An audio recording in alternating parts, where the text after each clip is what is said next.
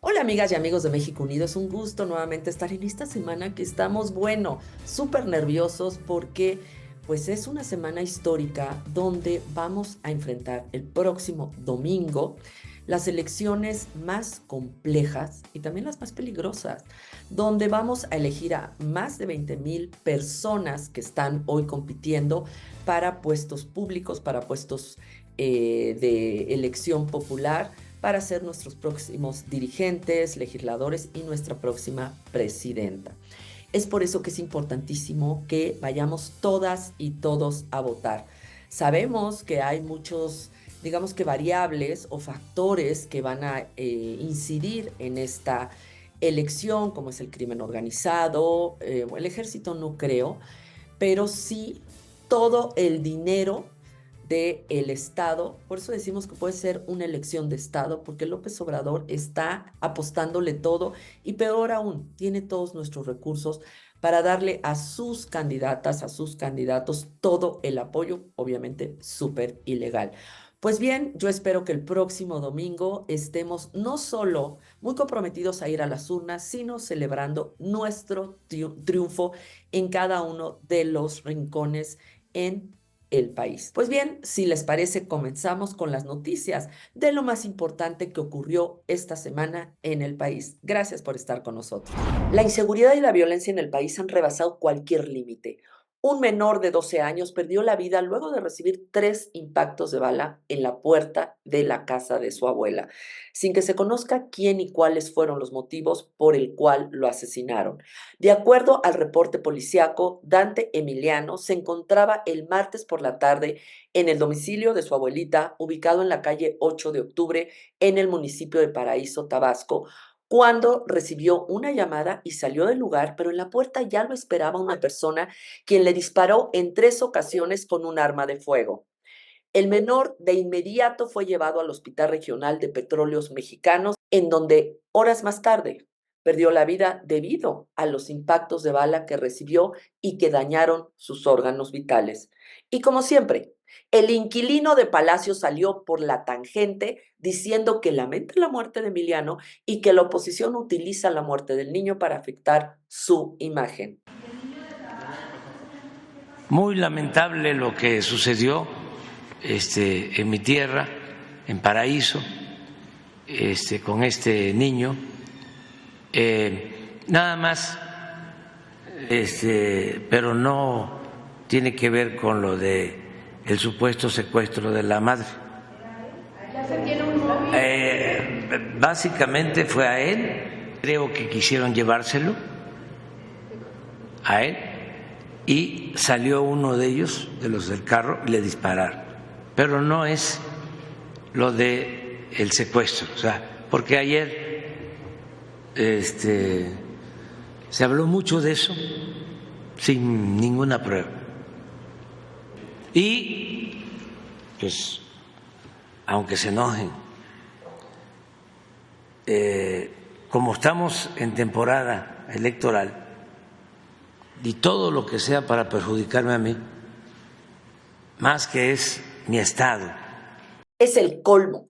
Son miles y miles de niñas, niños y adolescentes lastimados y asesinados, no solo por el crimen organizado, más de 13,400, más los niños que no tuvieron medicamentos para salvarse cuando tuvieron cáncer.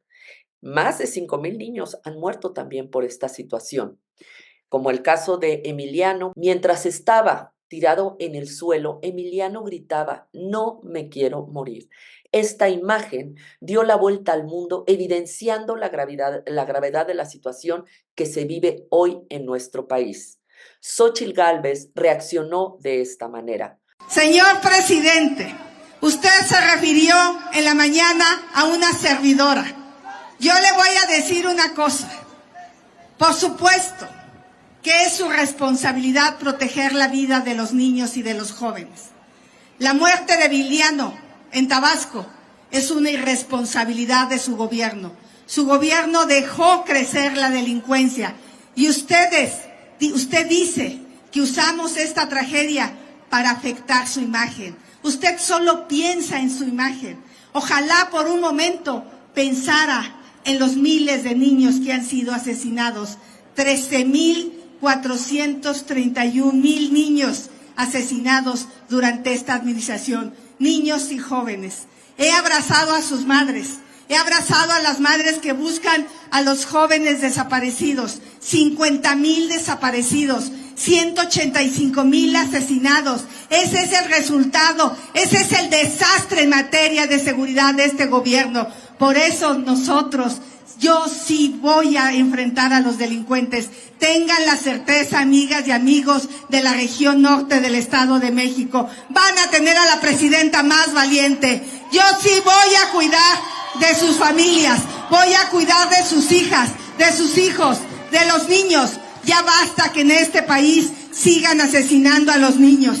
Con los niños, no. Es la exigencia de nosotros desde la sociedad civil. Y bueno, López Obrador ha permitido que no solo se les lastimen, se les asesine. Más de 6,000 niños han muerto en este país por falta de medicamentos contra el cáncer, nada más por falta de medicamentos. Más de 6,000 niños, porque se les retiraron los medicamentos, porque este presidente decidió quitarles los medicamentos que podían salvar su vida. De la misma manera, les quitó las vacunas y muchas de las enfermedades que ya estaban erradicadas en nuestro país, desgraciadamente están volviendo, despedazando la vida de nuestras niñas, niños y adolescentes. Pero peor aún, más de 13,400 niños han perdido la vida frente a las peleas que tienen los grupos de la delincuencia organizada por balas perdidas, porque se quedan allá adentro, 13,400 niños, y de esos no se habla.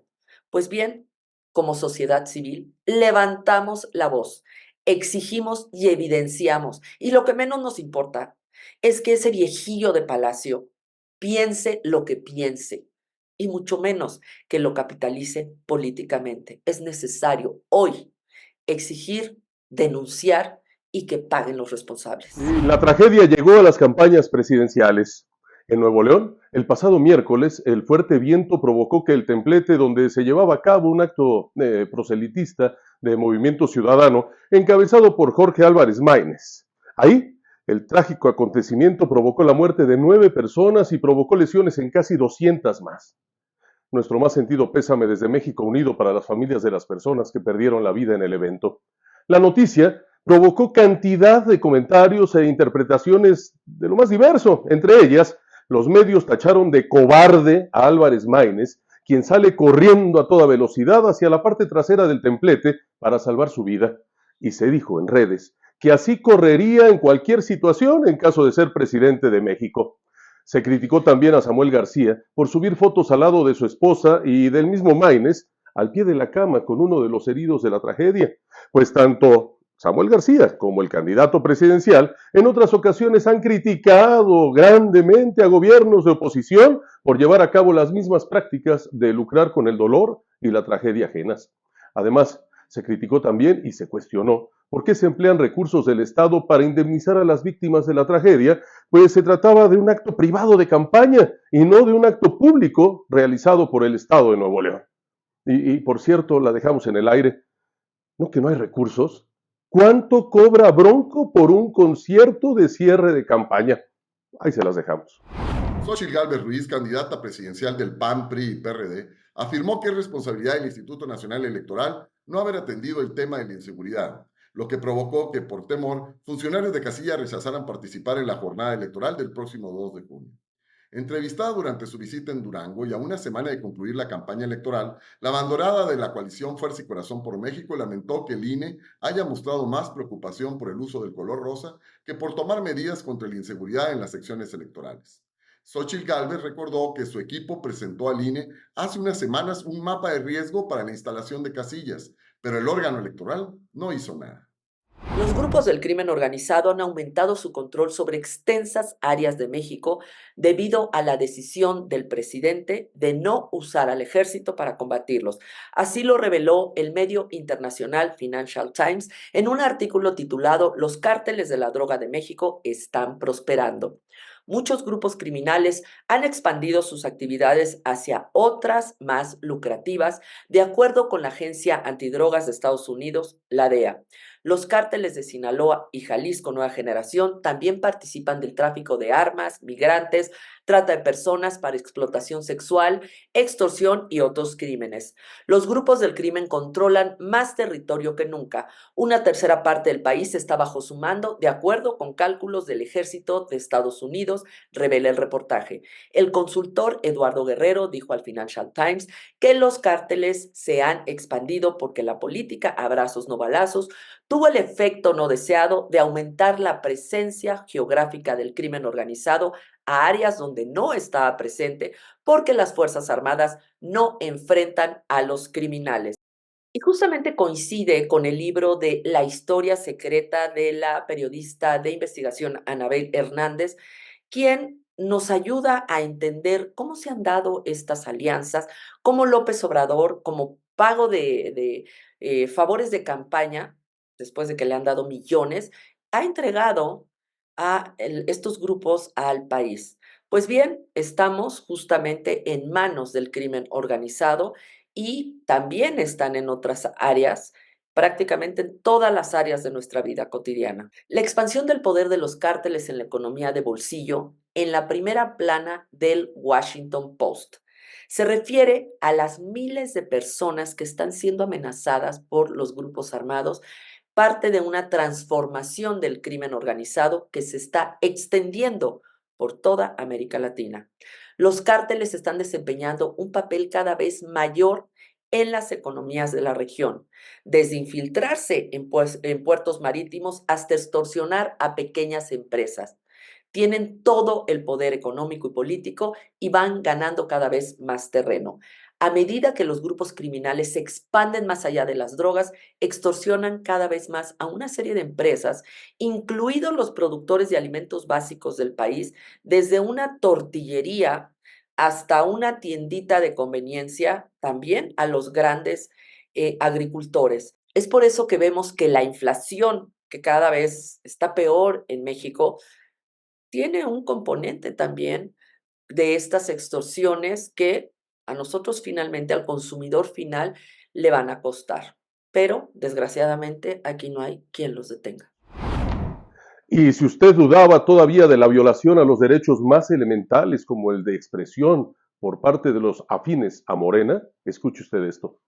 La jueza segunda de lo civil de la Ciudad de México prohibió a la oposición, es decir, al PAN, al PRI, al PRD y obviamente a sus candidatos y candidatas, hablar acerca de todo lo que tenga que ver con el derrumbe de la línea 12 del metro con fines electorales, al menos en lo que dura la veda electoral.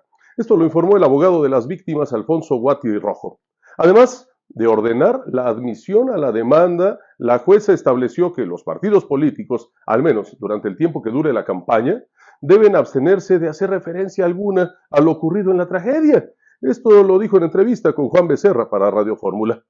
Y luego algunas familias afectadas presentaron una demanda de daño moral y de ahí surgió esto. Es increíble hasta dónde hemos llegado. En breve nos van a ordenar también emitir cualquier opinión que les sea adversa o incómoda a todo lo que huela a Morena.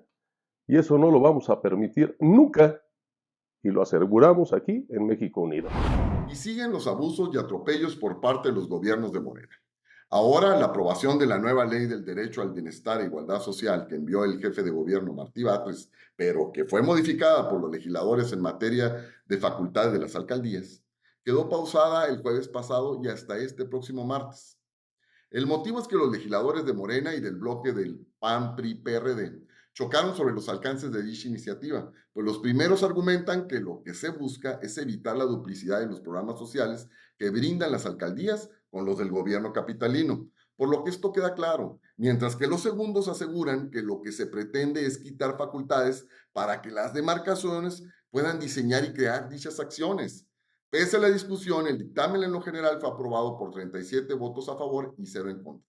Pero quedaron pendientes artículos reservados por la oposición, donde piden se modifique el dictamen y se incluyan la palabra alcaldías, que sí venía en la iniciativa del jefe de gobierno, pero en el dictamen presentado por el diputado de Morena, Alberto Martínez Urincho, ya está eliminada esa palabra de una decena de artículos.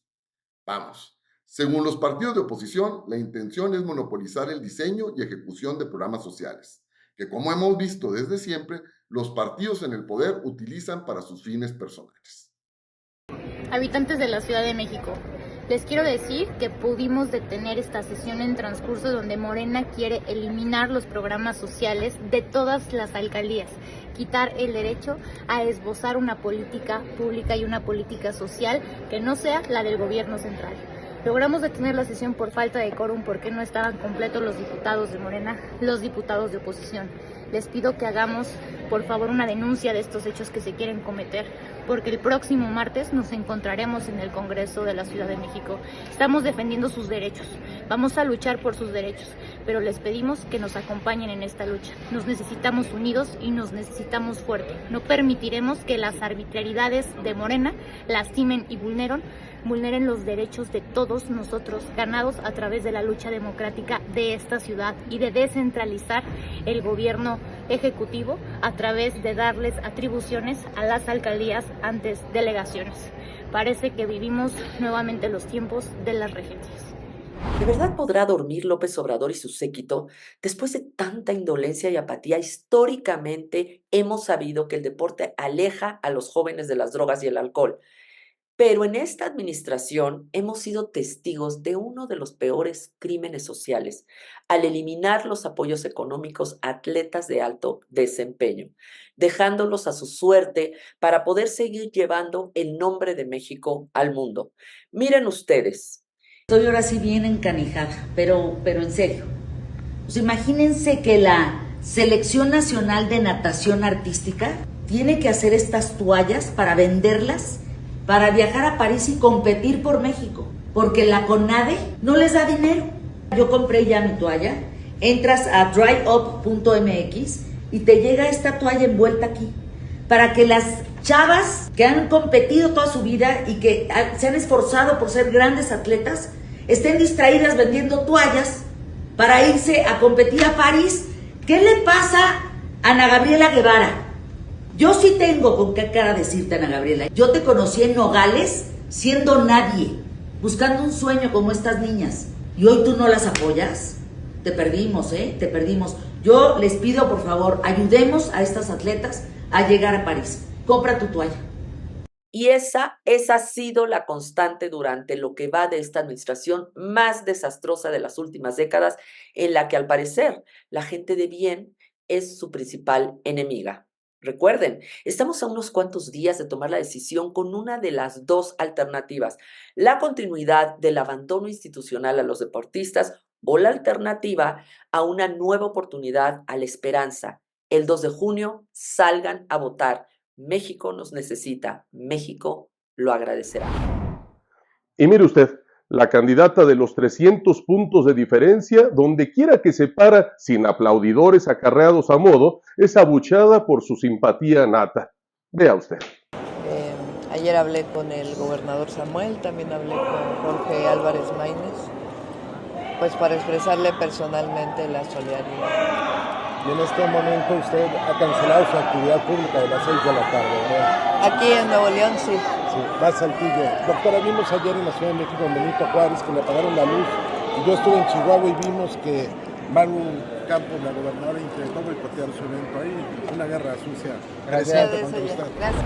En Veracruz, donde la zacatecana corrupta Rocío Criminale busca la gubernatura por Morena, muchos taxistas pierden el miedo y se declaran en contra del partido Guinda y sus candidatas. Faltan unos días para tomar una de las decisiones más importantes en favor de México. Les quiero platicar algo, una noticia muy bonita. Es que en la capital del país, en la Ciudad de México, el próximo jefe de gobierno, Santiago Tabuada, firmó un acuerdo de 11 puntos para la protección y cuidado de los animales, tanto domésticos como de zoológicos, en general todos los animalitos, para justamente que se obligue a la gente a cumplir la ley de su cuidado y el respeto a la vida. Esto se llevó a cabo en un albergue para perritos, el cual, bueno, fue maravilloso en el evento, como todos los animalitos estuvieron entre nosotros, siendo testigos protagonistas de la firma de los 11 compromisos. Los Fosfo Papers de Samuel García, a quien cada vez se le encuentran más propiedades, más millones y más complicidad. Escuchen ustedes la investigación de Círculo Magenta de la corrupción documentada en Nuevo León, cómo el gobernador de Nuevo León ha incrementado no solo su patrimonio, sino también los vínculos con el gobierno de López Obrador. Ahora entendemos por qué tan contento, tan amiguis con López Obrador y sobre todo por qué de momento se convirtió también Movimiento Ciudadano en un esquirol de Morena en esta elección. Y ahora también, no solo les vamos a pasar el video del Código Magenta, sino también otro video donde explica la complicidad de Dante Delgado, presidente de Movimiento Ciudadano, con López Obrador. Código Magenta, hace un par de semanas, saca una investigación en donde revela cómo se han fortalecido, han tenido un boom los despachos fiscales y jurídicos de los Samueles, les llamamos. Samuel García Sepúlveda, el gobernador, Samuel García Mascorro, el padre, y Samuel García Villarreal, el medio hermano. Estos despachos que facturaban 1.9 millones de pesos apenas en 2015, ahora resulta que en el tiempo que tiene Samuel García como gobernador, han facturado 2.400 millones de pesos. De dos despachos. De dos despachos. Faltan Faltan 9 toda la más. compañía. Además de esos dos despachos, el principal cliente de esos despachos tiene nombre y apellido. Se llama Grupo Gentor y es de la familia de Javier Garza Calderón y que tiene como director a su hijo Javier Garza Buffington.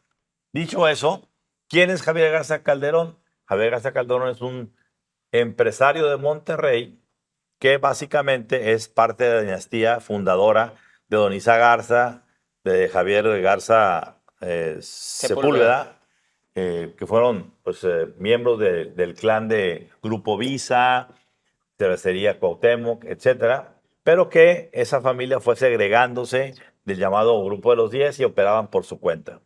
Fue muy llamativo el hecho de que en el sexenio de Carlos Salinas el nombre de Javier Garza Calderón surgiera como un elemento muy cercano a Raúl Salinas e hiciera grandes negocios de telecomunicaciones, no solo en México, sino también con Cuba, que le dio mucho de qué hablar.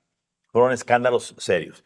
Pero, curiosamente, Javier Garza Calderón reaparece en grande como amigo y benefactor del candidato Andrés Manuel López Obrador. De décadas. De décadas, sí, de décadas. Tiene tiempo ya. Y pues al amparo de este gobierno ha logrado pues negocios muy importantes, sobre todo con la Comisión Federal de Electricidad, con Aguas. Hay una serie de empresas que se manejan. Pero aquí lo que importa es que este despacho hoy está en el ojo, esta corporación está en el ojo del huracán porque esa es la empresa que de los 2.400 millones que estamos hablando de los despachos de los Samueles, ha aportado 781 millones de pesos. ¿Qué se tiene que hacer para tener que aportar esa cantidad?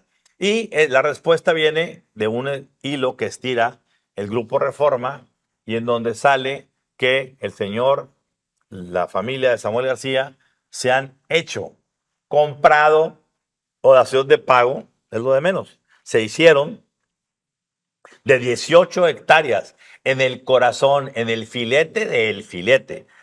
Nuevamente, lamentablemente, sale el nombre de San Pedro Garza García. Fíjate curioso. Sí, sí. San Pedro Garza García en la tragedia de MC. Hijo. San Pedro Garza García en el asesinato de Carmona. Y ahora San Pedro Garza García en las componendas y corruptelas entre empresarios y gobernadores. Y eso de la nueva política de Movimiento Ciudadano no tiene nada de nuevo.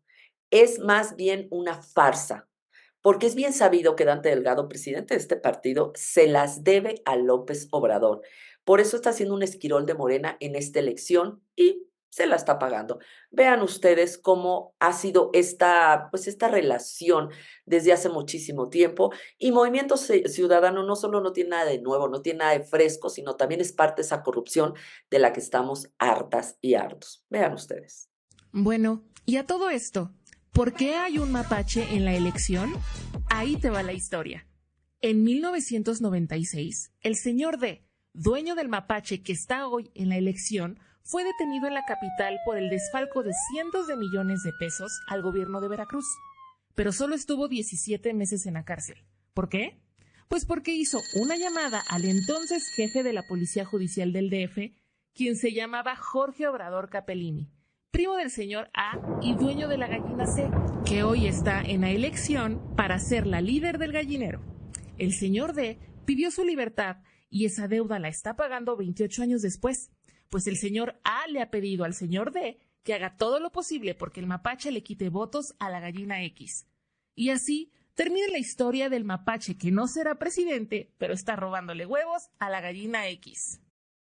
Pues bien, así llegamos al final y les queremos decir que esta semana no vamos a tener conferencias porque nos las vamos a pasar haciendo promoción, no solamente que la gente vaya a votar, también promoción de el voto útil. Ahorita ustedes pueden ver aquí una línea de la dirección de mivotoutil.link para que la gente abra esta página y puedan ver cuál es el voto útil, es decir, por quién votar para que gane la oposición, quiénes son los candidatos y además por cuántos candidatos y candidatas voy a votar. Por favor, no solo métanse, sino también promuevan mi voto útil. Pues muchísimas gracias y nos vemos el próximo lunes para celebrar, para platicar de la jornada electoral, porque seguramente va a estar muy interesante. Pues yo les deseo que tengan una muy linda semana. Muchas gracias.